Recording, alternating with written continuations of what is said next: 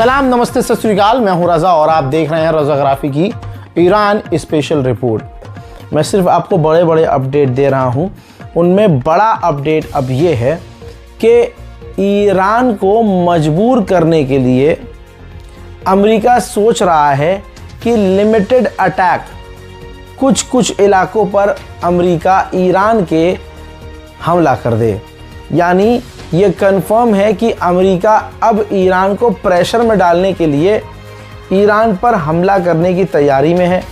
अब या तो वो खुद हमला करेगा या वो इजराइल से हमला करवाएगा।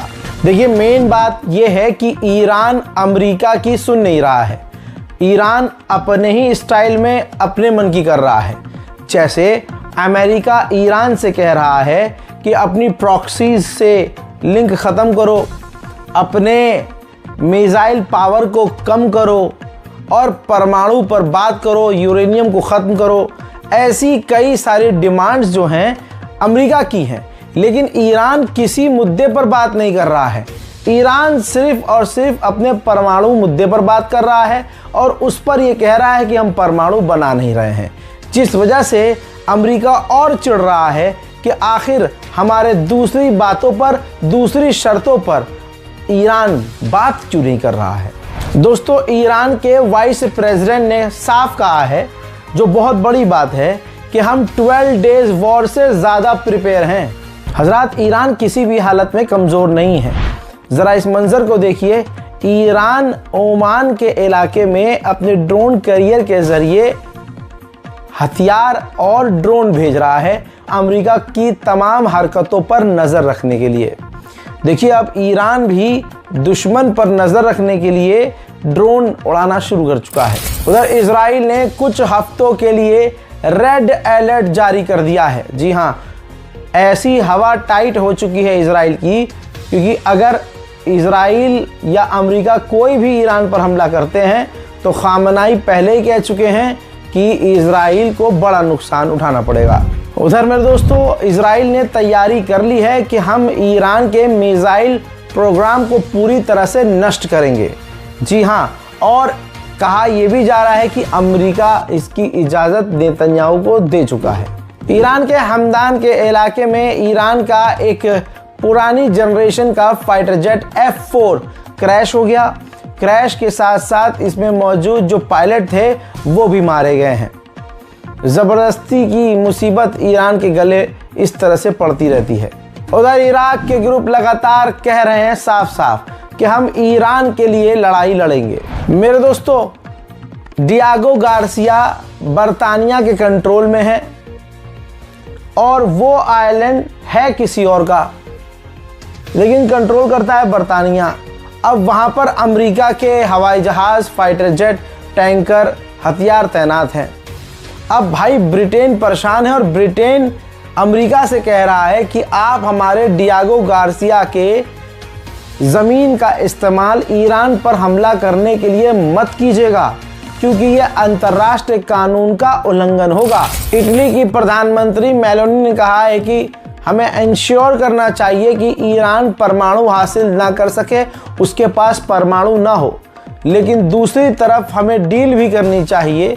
और जैसे अभी हालात बने हुए हैं, इससे ज़्यादा बुरे हालात मिडिल ईस्ट के ना हो, लिहाजा हमें डील भी करनी चाहिए। Ulteriormente, diciamo, esplosivi in una situazione che è già abbastanza fragile.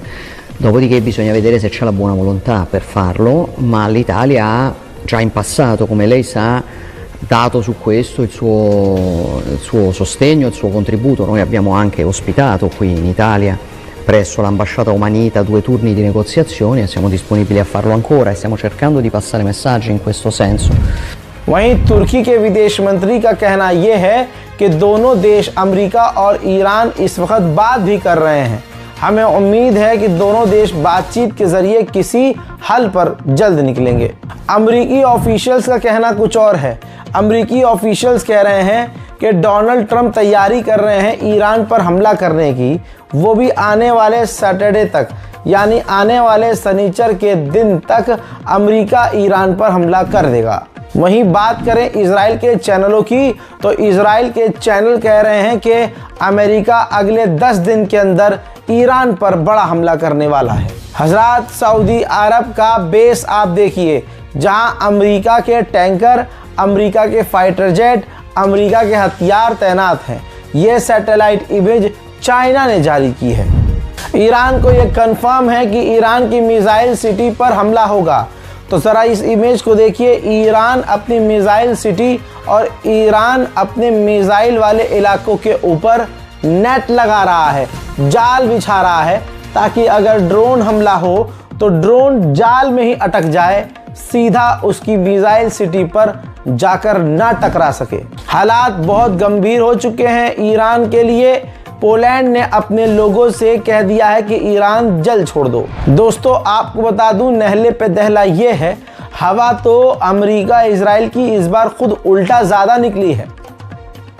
Israel की इंटेलिजेंस ने कहा है कि इस बार ईरान पहले हमला करेगा। जी हाँ, दुश्मन कह रहा है कि इस बार ईरान पहला हमला करेगा, इसीलिए इजराइल भी बड़ी तैयारी कर रहा है। उधर रशिया ने ऐलान किया है कि अगर अमेरिका और ईरान के बीच डील हो जाती है तो ईरान का एनरिच यूरेनियम हम लेने को तैयार हैं। कतर में अमेरिकी बेस के अंदर से कुछ टैंकर गायब हो गए हैं। ऐसा लग रहा है कि अमेरिका ने कतर से अपने कुछ टैंकरों को हटा दिया है।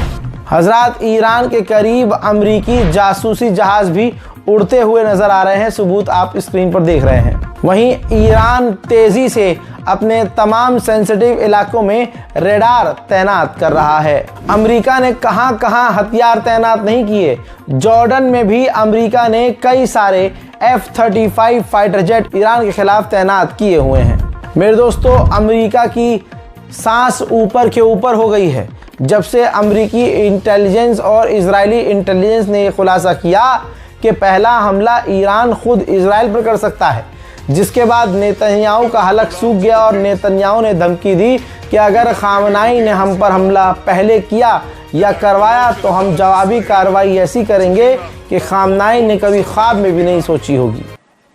אנחנו ערוכים לכל תרחיש, ודבר אחד בטוח, אם האייתולות יטעו ויתקפו אותנו, הם יחוו תגובה שהם אפילו לא יכולים להעלות בדעתם.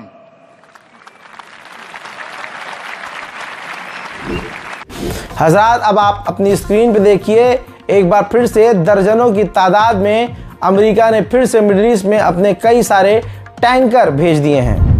उधर अमेरिका का दूसरा एयरक्राफ्ट कैरियर ईरान के खिलाफ नहीं है, बल्कि वो निकला है इजराइल को बचाने के लिए। जी हाँ, अमेरिका का जो दूसरा एयरक्राफ्ट कैरियर है वो अब इजराइल की तरफ बढ़ रहा है, ताकि ईरान जब बजाए अच्छे से नेतन्याहू को या इजराइल को, तो ये अमेरिका का एयरक्राफ्ट कैरियर इजराइल को बचाए।